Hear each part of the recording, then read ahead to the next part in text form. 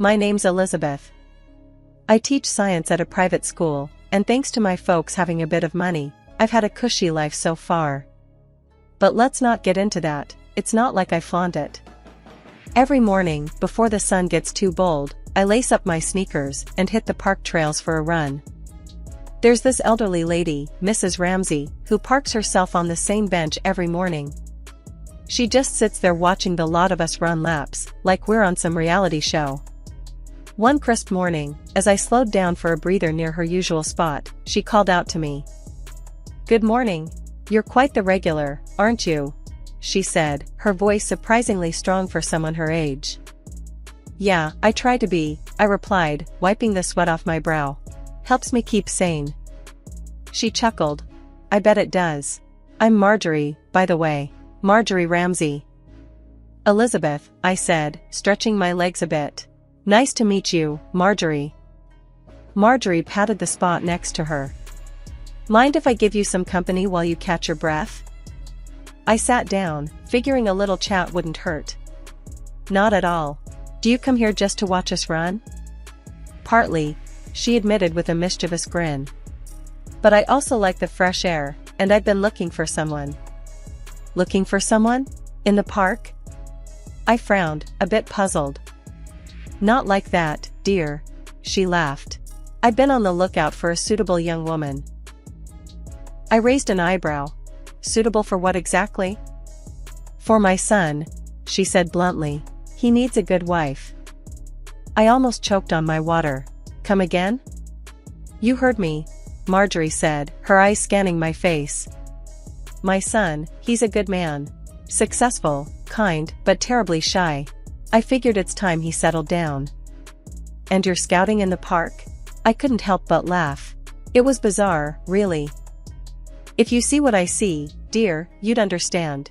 Healthy, smart women in their prime. Like you," she explained, her gaze firm yet kind. I shook my head, still amused by the absurdity of it all.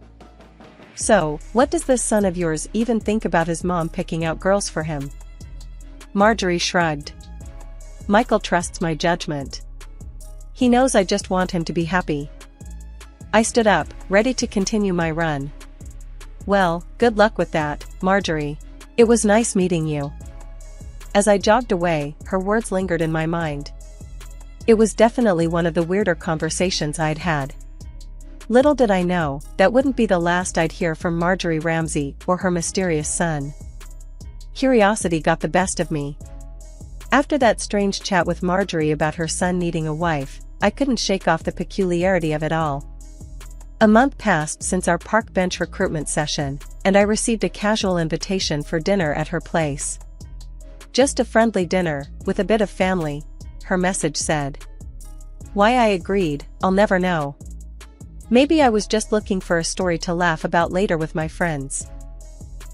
I dressed simple, but nice, figuring I'd blend in better if I didn't look like I was trying too hard. I drove over to the address she gave me, an old-fashioned house with a welcoming glow in the windows. Marjorie greeted me at the door with a warmth that felt genuine. "Elizabeth, I'm so glad you could make it. Come in, come in." The house was cozy, filled with the scent of something delicious. She led me into the dining room where a few people gathered around a large table. "Everyone, this is Elizabeth, the lovely young woman I met at the park." A man, who must have been her husband, stood up first, a big grin on his face. "Pleasure to meet you. I'm Harold, Marjorie's other half." Next to him, a younger man, clearly the son, extended his hand. "Hi, I'm Michael. Mom has told me quite a bit about you." His handshake was firm, his smile shy but kind. I couldn't help but notice he wasn't what I expected. He seemed normal, nice even. And then a woman around my age, with a friendly face, came over with her arm extended. "I'm Anna, Michael's sister. And don't worry, we're not all in on this matchmaking scheme." Her tone was teasing, and I relaxed a bit, laughing with her. "Glad to hear it," I replied. We settled around the table, and the conversation flowed surprisingly easily. Michael was a software developer, not the entrepreneur Marjorie had embellished him to be, and Anna worked as a graphic designer. As we ate, Marjorie couldn't help herself. Elizabeth teaches science at a private school, you know. Quite the brainy one. Mom, let's not start selling her credentials. Michael chuckled, his cheeks reddening a bit. The food was great, and the company was unexpectedly enjoyable. Michael was easy to talk to, his interests broad and his humor gentle. Anna was a riot, her sharp wit making me laugh more than I had in weeks. Michael helped clear the table, and I found myself helping, the two of us falling into an easy rhythm. Sorry about all this, he murmured as we stacked dishes in the kitchen. Mom means well, but she can be a bit much. It's fine, really. I've enjoyed getting to know everyone, I said honestly. As I drove home later that night, I reflected on the evening. It had been nothing like I expected. No pressure, just good food and good people. Maybe Marjorie was a bit unconventional in her methods, but her family was alright. The next day, my phone rang unexpectedly. It was Michael. Hey, Elizabeth, he started, sounding a bit nervous. Would you like to meet up, just the two of us this time? Maybe at a cafe downtown? I was taken aback, but pleased. Yeah, that sounds great. We met up the next day, and without the family around, it was even easier to talk. We laughed a lot, shared stories, and before we knew it, a couple of hours had flown by. As we left the cafe, Michael said, I had a really good time today. Would you like to do this again? Definitely, I agreed, already looking forward to it. Driving home, I couldn't help but feel excited about what was next. Maybe Marjorie was onto something after all, even if her methods were a bit unconventional. After that coffee date with Michael, things just took off like a shot. We started seeing each other almost every other day. It wasn't anything fancy at first, just casual meetups after work, grabbing a bite or catching a movie. But it was clear, at least to me, that there was something there. Something that felt like it could turn into a lot more. One chilly evening, Michael picked me up from school. We drove out to the coast, which was his surprise plan to watch the sunset. It was pretty cold, but he brought along a thick blanket. We sat on the hood of his car, wrapped in the blanket, watching the sky change colors. It was quiet except for the sound of the waves and the occasional laugh from us. Suddenly, he turned to me, his face serious for once. Elizabeth, I've been thinking, he started, hesitating a bit. These past weeks with you have been, well, amazing. I'm not good with words, but I really like you. A lot. I smiled, feeling the warmth not just from the blanket but from what he was saying. I like you too, Michael. A lot. I mimicked his tone, and we both laughed. From then on, things just seemed to fall into place. We met each other's friends, and even though my pals were a bit skeptical at first, given how we met, they soon saw what I saw in him. Michael was straightforward, no airs about him. He liked simple things, a good burger, classic movies, and long walks. 6 months flew by, and every day felt a bit brighter than the last. I knew I was falling in love with him, not just because he was kind and funny, but because he made everything seem straightforward, no complications, just us. One evening, while we were having dinner at my place, Michael got unusually quiet. After a while, he took a deep breath, reached across the table, and held my hand. Elizabeth, these months with you, they've been the happiest of my life, he said, his voice steady but intense. I know I want to spend the rest of my life with you. Will you marry me? It wasn't a fancy proposal. No kneeling, no ring in the champagne. But it was real, it was sincere, and it was us. I didn't need a second to think it over. Yes, Michael. Absolutely, yes, I answered, my heart racing with joy. We got married quietly, just a small ceremony with family and a few friends. It was perfect, just like everything with him seemed to be. We moved into my apartment, merging our lives and belongings, which surprisingly took little effort. Settling into married life with Michael was like slipping into a comfortable rhythm we both seemed to naturally follow. Mornings were filled with quick coffees and kisses goodbye, evenings were for cooking together or sometimes just ordering in when we felt lazy. Life was good, simple, and happy. But just when I thought things couldn't get any better, I found out I was pregnant. The day I found out, I was a bundle of nerves. I waited for Michael to come home, the positive test clutched in my hand. When he walked through the door, looking tired from the day but smiling as soon as he saw me, I blurted it out. "Michael, we're going to have a baby." His face froze for a second, and then a cautious smile crept up. "Really? Wow, that's amazing, Liz." He hugged me, but there was a hesitancy in his voice that I hadn't expected. I brushed it off as shock. After all, it was big news. We told his parents the following weekend over dinner at their place. I thought they'd be over the moon, considering they'd dropped hints about grandkids since the day we got married. Marjorie's reaction was all smiles. "That's wonderful news, dear. Isn't that wonderful, Harold?" Harold just nodded, his usual chatty self somewhat subdued. "Yes, very good news." The enthusiasm seemed forced, and I caught Michael watching his father closely, a frown forming when he thought no one was looking. After we announced the pregnancy at a family dinner, everyone reacted more or less positively, except for Anna, who seemed visibly upset. I found a moment to talk to her after dinner. "Hey, Anna, you okay? You seemed a bit down earlier." She sighed, looking away before meeting my eyes. "It's just that. I can't have kids, Liz. Found out a while back. Even led to my divorce. It's tough seeing everyone else move on, you know?" Her confession hit me hard. Here I was, wrapped up in my own drama, not seeing her pain. I reached out, squeezing her hand. "I'm so sorry, Anna. I had no idea." She managed a small smile. "It's not your fault. I'm happy for you, really. Just takes me a bit to adjust sometimes." As my belly grew, so did the awkwardness around Michael's family. They were polite but distant, which was a stark contrast to their initial excitement about the potential for grandchildren. Michael himself was supportive but increasingly distant. His once warm cuddles now felt like he was holding back. Things got weirder with his parents too. The usual Sunday dinners became less frequent, and when we did go, Marjorie and Harold hardly asked about the pregnancy. They talked about everything else, Anna's new job, Harold's golf games, even the neighbor's landscaping, anything but the upcoming grandchild. During one particularly tense visit, I overheard Marjorie whispering to Michael in the kitchen. "Make sure everything's ready for the baby." Michael's reply was low, but I caught the tail end of it. "I know, Mom. I'm on top of it." What was there to be on top of? His vague, cryptic responses and the lack of enthusiasm were starting to wear me down. Giving birth to my son was the most surreal experience of my life.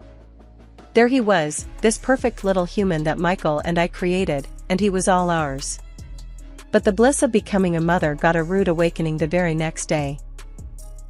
It was early morning, not long after the nurses had shifted shifts, when one of them came into my room.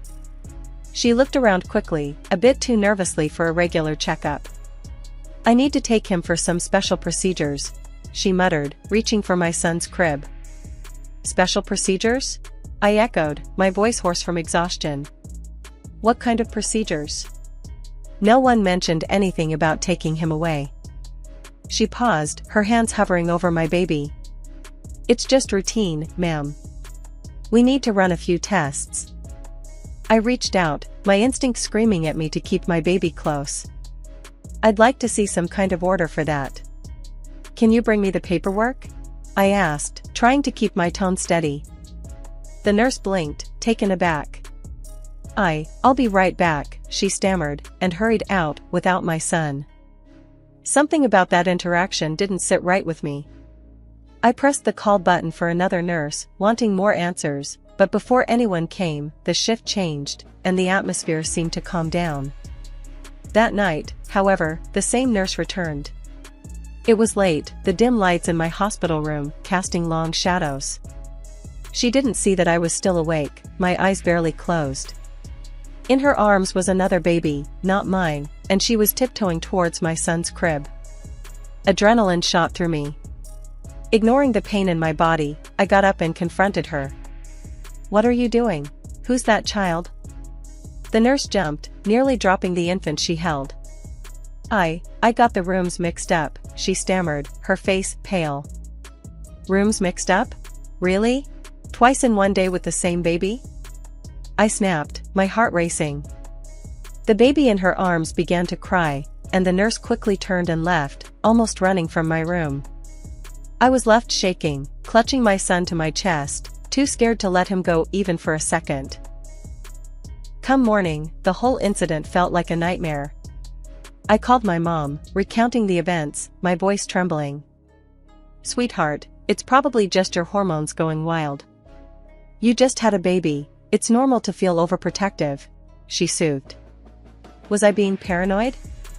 No, something was wrong, but my exhausted mind struggled to piece it together. Later that day, I was discharged and went home. Michael was there, waiting for us.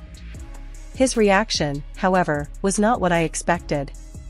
He looked at our son, his expression unreadable and distant. "Isn't he perfect?" I tried to break the ice, handing our son to him. "Yeah, sure," Michael responded flatly, his interaction lacking any warmth. I watched, a sinking feeling in my gut, as he handed our son back to me much too quickly. "I've got to catch up on some work," he muttered and disappeared into his home office. It's been a year since I brought my son into this world, a year that should have been filled with shared smiles and family warmth. Instead, it's been the most confusing and cold period of my life. Michael, who once promised to stand by me through everything, now spends most of his time at work. When he is home, it's like he's just a shadow passing through our lives, barely noticing his own son. The change wasn't sudden. It crept up on us, gradually, like a slow-moving storm cloud. I noticed it first when, despite all the excitement of his parents about having a grandson, they lost interest almost immediately after he was born. Their enthusiasm shifted in ways I couldn't understand. One afternoon, Anna, Michael's sister, dropped by with a toddler. She was glowing with a new kind of joy. "I adopted him," she told me, her eyes lighting up. "Mom suggested I look into adoption, and well, here he is." She introduced me to a bright-eyed little boy, who clung to her with shy curiosity. I was happy for her, truly, but I couldn't help but notice the lavish attention her son received from my in-laws. Toys, clothes, endless visits, Anna's son received everything. And my son? It was as if he didn't exist in their world. Michael didn't seem bothered by his parents' blatant favoritism. He spent whatever little time he had at home talking to Anna about her son, completely ignoring our child who yearned for just a fraction of that attention. I tried talking to Michael about it. One evening, after another dinner where Michael had excused himself early to work, I confronted him. "Michael, we need to talk. It's about our son," I started, my voice steady despite the churn of emotions inside me. "You've missed his first words, his first steps. You don't see him, Michael. And neither do your parents. What's going on?" Michael sighed, finally shutting his laptop with a snap. "Liz, you're making it into a bigger deal than it is. We're busy, that's all." "Too busy for your own son?" My voice cracked, the hurt too deep to mask. "Why do your parents shower Anna's son with affection and ignore ours?" "It's just different, Liz. Anna's situation is different." He was evasive, his words doing nothing to soothe the growing rift between us. Over the next few weeks, I watched as Anna's child received all the love and attention from his grandparents that my son should have been getting. It wasn't just the gifts. It was the visits, the cuddles, the photos taken and shared with pride. Meanwhile, my son's milestones went unnoticed, his achievements uncelebrated. I was fed up, truly exhausted from the constant coldness and secrets. It came to a head during a family dinner, which was as tense as ever. I was determined to have it out with Michael, to demand answers about why everything had turned so sour. Just as I was about to speak, Michael, to my shock, beat me to it. I need to talk to you, he said flatly, his eyes avoiding mine. Fine, I replied. I have things to say too. Michael's next words hit me like a freight train. I don't love you anymore, Liz. I don't need you. His voice was cold, emotionless. My heart skipped. What about your son? Our son? He laughed, a harsh, mocking sound. I'm convinced you've been cheating. That kid isn't mine. His mother, sitting beside him, nodded her approval at his words.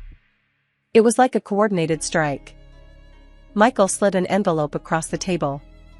Here are the divorce papers. I'm filing for a paternity test.